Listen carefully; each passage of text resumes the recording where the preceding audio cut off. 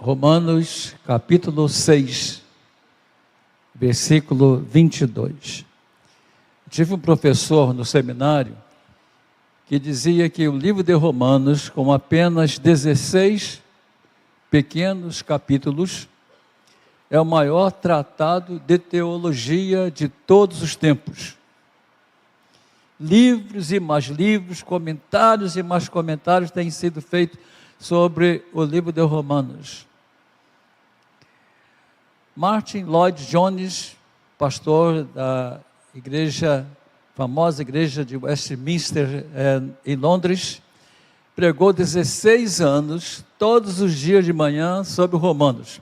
Um dia uma irmã falou: pastor, o senhor é profundo em Romanos. Ele disse: não, agora que eu estou começando a entrar mesmo no tema de Romanos. Romanos 6, 22. Agora, todos juntos, agora, no entanto, estão livres do poder do pecado e são escravos de Deus. E entre os benefícios que Ele dispensa a vocês está a santidade, cujo fim é a vida eterna. Amém, queridos? No livro de Levítico, pode sentar. No livro de Levítico encontramos a palavra santo 73 vezes.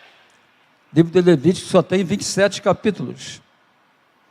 A mensagem do livro de Levítico é: sede santos, porque eu, o Senhor, vosso Deus, sou santo.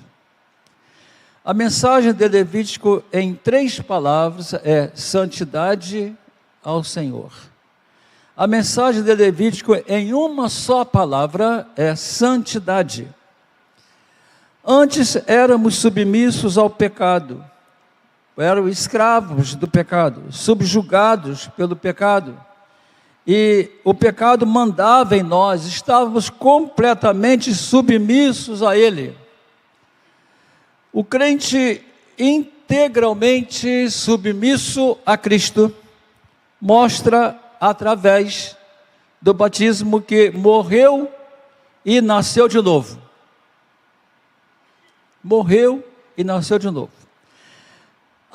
A religião grega era uma religião de mistérios. A religião liberava os homens das preocupações, pesares e temores na terra, desde que se unisse a algum Deus. Todos os mistérios eram baseados em sofrimento, morte e ressurreição de algum Deus. O iniciante, aquele que quisesse entrar na religião, passava por um grande período de iniciação. Aliás, em Cuba, a pessoa só pode ser batizada e se tornar membro da igreja depois de 1 ano ou mais frequentando a igreja. A sua vida é toda examinada, porque lá fora, sua vizinhança, sua vida passada, porque a igreja, os evangélicos em Cuba têm muito medo dos espiões do governo, que estão sempre tentando entrar na igreja, nos seminários, somente para ver se acontece alguma coisa contrária ao governo. Então, na religião grega, para se tornar um membro da sua religião, a pessoa participava de um drama muito emotivo e se sentia com um Deus e se identificava com ele. Eles tinham que se identificar com um Deus grego. A iniciação era considerada como uma morte seguida de um novo nascimento. Tem gente que diz: eu nasci nessa religião, vou morrer nessa religião. É mais ou menos isso. A iniciação era considerada como uma morte seguida, então, de um novo nascimento. O iniciado era chamado de morituros, aquele que vai morrer.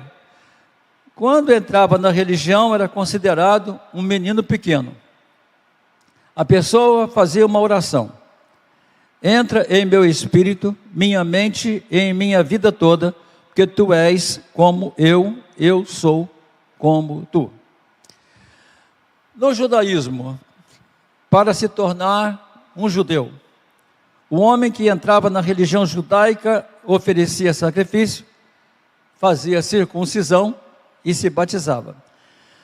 Para ser batizado e entrar na religião judaica, cortava as unhas e o cabelo, tirava a roupa toda, gastava mais ou menos 2 barris de água, todas as partes do corpo eram molhadas, confessava sua fé ainda na água, na presença de 3 padrinhos, e o oficiante fazia algumas exortações e falava sobre algumas bênçãos.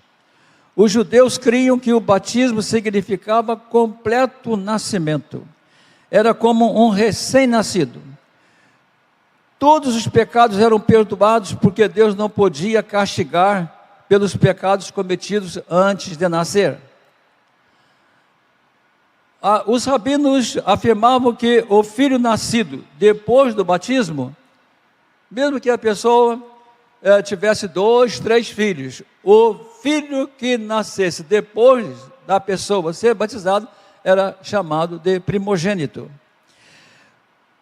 Qualquer judeu podia compreender perfeitamente o significado do batismo. Agora, o batismo no tempo de Paulo era só para os adultos. Causava abandono da família. O batismo era acompanhado de profissão de fé. O batismo era uma linha divisória na vida da pessoa. Sua vida era dividida em 2 etapas. A conversão significava menos que começar uma nova vida, porque era abandonada pela família e, portanto, deserdado. Salomão Gisborne foi deserdado pela família.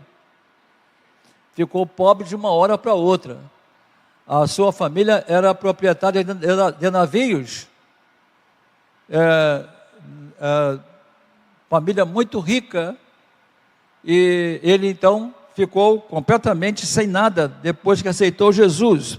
O batismo era por imersão total, significando morte e ressurreição. O homem morria para uma classe de vida e ressuscitava para outra. Morria uma vida de pecado e ressuscitava uma vida cheia da graça de Deus. Isso nos mostra a seriedade que envolve a declaração de seguir a Cristo. Não é simplesmente estar ligado a esta ou aquela igreja. Seguir a Cristo envolve um compromisso sério para o resto da vida. A pessoa integralmente submissa a Cristo está livre do pecado. Diz o versículo 14: nunca mais o pecado deverá dominar a vida de vocês, pois agora vocês não estão mais debaixo da lei, mas livres debaixo da graça de Deus. O pecado nos persegue. Nós ainda pecamos, mas não somos mais profissionais. Pecamos eventualmente, o que nos causa uma tristeza muito grande e arrependimento diante de Deus. O submisso a Cristo está livre para adorar a Deus. Não há mais nada que possa impedi-lo. Quem é viciado em bebida, não consegue viver sem a bebida, porque é escravo da bebida. Quem é escravo de Cristo não pode deixar de adorá-lo. O seu prazer está em adorar o Senhor. O escravo do pecado é obrigado a ficar preso ao pecado. O escravo de Jesus não é obrigado, mas serve a Jesus porque é constrangido pelo grande amor do Senhor. Essa palavra constranger, no Novo Testamento grego, tem um significado muito profundo. Por exemplo, quando Jesus chegou à casa de Pedro e disseram-lhe que a sogra estava com febre. Estava com febre. É essa a palavra constranger. Estava com febre. A palavra constranger quer dizer o que queima no nosso coração, quando nós nos lembramos do grande amor que Jesus Cristo tem por nós. O crente submisso a Cristo é submisso a Cristo porque não consegue ter prazer em outro lugar, ele não consegue ter prazer noutra atividade deste mundo. O objetivo do diabo não é fazer o crente deixar de pregar, deixar de cantar, deixar de trabalhar na igreja. O objetivo do diabo é impedir que você adore a Deus com o coração puro. É por isso que é muito mais fácil fazer alguma coisa para Deus do que adorá-lo. É muito mais fácil estudar a Bíblia toda. É muito mais fácil ter grande conhecimento a respeito de Jesus do que se ajoelhar, adorar, chorar na sua presença por causa dos pecados cometidos. Satanás disse a Deus a respeito de Jó: ele tem te adorado porque tu lhe tens dado riquezas, tira-lhe os bens, e ele blasfemará de ti na tua face. O cristianismo não pode ser somente uma experiência em lugares secretos. O cristianismo deve ser uma experiência em vida pública, numa praça pública. O cristianismo é para ser mostrado. A recompensa do crente submisso a Cristo. Versículo 23, o Romanos 6 ainda diz: pois o salário do pecado é a morte, mas a dádiva gratuita de Deus é a vida eterna por meio de Jesus Cristo, nosso Senhor. É com a morte que o diabo paga salário aos seus escravos. O crente submisso a Cristo não recebe salário, e sim carisma, que é presente, é dom, dádiva, que é a vida eterna por meio de Jesus Cristo. O crente submisso a Cristo não pensa em recompensas, porque ele serve por amor. Uma mulher aceitou a Cristo, foi batizada. Passado 1 ano e meio, mais ou menos, ela sumiu da igreja. Eu fui falar com ela. Ela disse: pastor, eu aceitei a Cristo para melhorar a minha vida. Fiquei 1 ano e meio na igreja, não melhorou a minha vida, então resolvi sair. Ela não conheceu o dono da igreja, não conheceu Jesus. A nossa submissão a Cristo é proporcional ao tempo que separamos para a comunhão com Ele. Precisamos desejar ter comunhão com Deus. Eu ouço muitas histórias. Pastor, eu não posso ir à igreja por causa disso, não posso ir à igreja por causa daquilo. Eu não posso ler porque não tem tempo, trabalho muito. Fala com Deus, experimenta falar com Cristo sobre isso. Coloque seus problemas diante dele, a ver se ele aceita essa situação. O crente moderno, o crente de hoje, precisa ter muito cuidado para não abandonar a meditação na palavra de Deus e a oração. Precisamos nos alimentar diariamente deste livro santo. Precisamos nos alimentar através da oração, da nossa comunhão com o Senhor. Quando o irmão ora, o irmão está falando diretamente com o trono de Deus. O irmão não está falando ao ar. O irmão não está fazendo vãs repetições. O irmão está falando com o próprio Deus.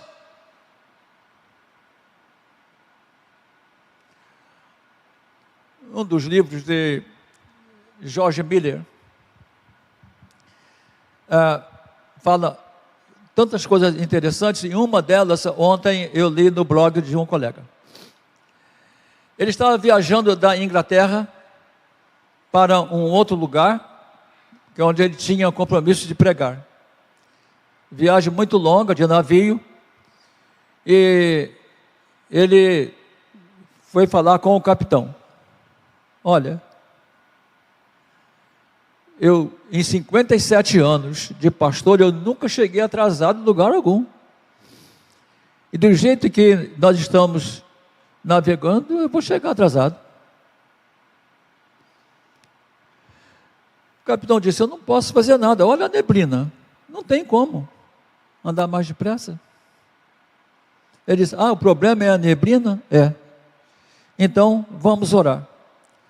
O capitão ajoelhou, ele também ajoelhou, e ele orou. Quando terminou de orar, era a vez do capitão orar, ele disse: o senhor não precisa orar. A neblina já foi embora.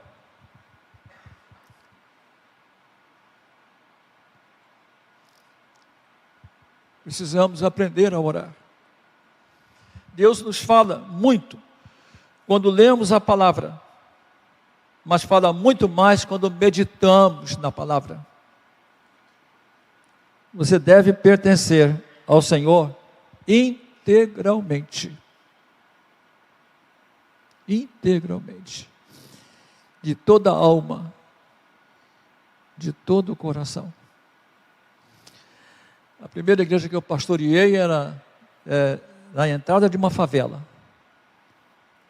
Um dia, eu entrevistei uma irmã da favela que ia ser batizada.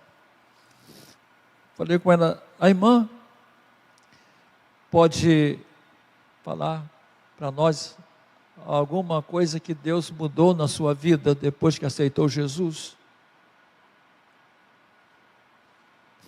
Ela disse: pastor, Deus me abençoou muito. Quando eu não era crente, eu descia um morro, ia ao Mercadão de Madureira comprar 1 quilinho de arroz. Hoje, pastor, eu vou ao Mercadão e compro um pacote de 5 quilos de arroz. Foi uma das bênçãos que ela falou. Vale a pena pertencer ao Senhor integralmente. Tiago, autor do livro de Tiago, era irmão de Jesus por parte de mãe. Só por parte de mãe. Cresceram juntos, debaixo do mesmo teto. Tiago, com os seus outros irmãos, com certeza criticaram muito Jesus. Fica dizendo que é filho de Deus? Metido a besta esse menino.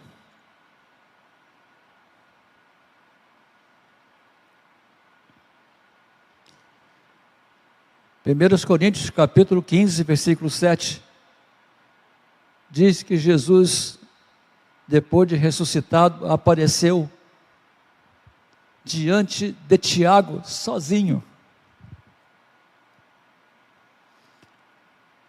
Tiago se tornou o pastor da igreja, da primeira igreja evangélica do mundo, lá em Jerusalém, por causa disso.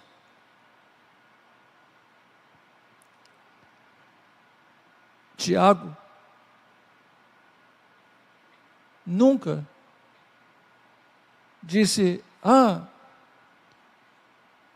Jesus foi meu irmão, nós fomos criados juntos, eu o conheço melhor do que todo mundo, conheço melhor do que os discípulos. Ele nunca foi discípulo de Jesus. Conheço melhor Jesus do que os discípulos que andaram com ele aí 3 anos. Nós fomos criados juntos. Não. No livro de Tiago, ele diz: Tiago, servo de Jesus Cristo. Servo de Jesus. Jesus já apareceu a você também? Ele ressuscitou? Jesus já apareceu na sua vida? Fale com Ele. Abaixe sua cabeça neste momento. Vamos orar. Consagre sua vida ao Senhor. Fale com o Senhor. Senhor, eu não quero ser um crente pela metade. Eu não quero ser um crente de meia tigela. Eu quero ser um crente integral. Um crente de verdade.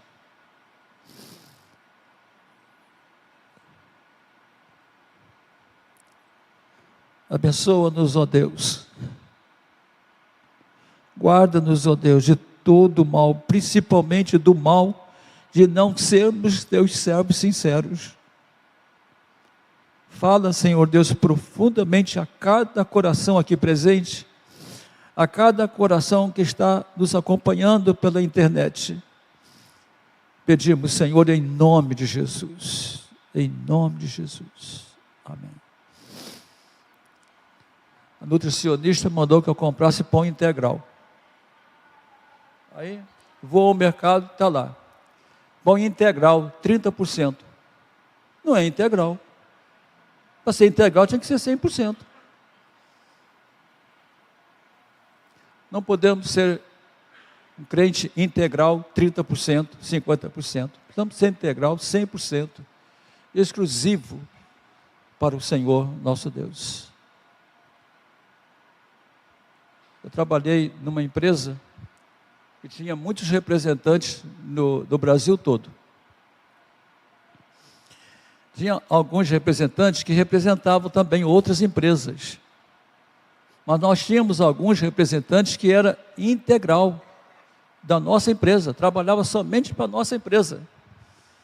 Ser crente integral é trabalhar, viver, falar e fazer as coisas somente sob a orientação de um Senhor só, o Senhor Jesus.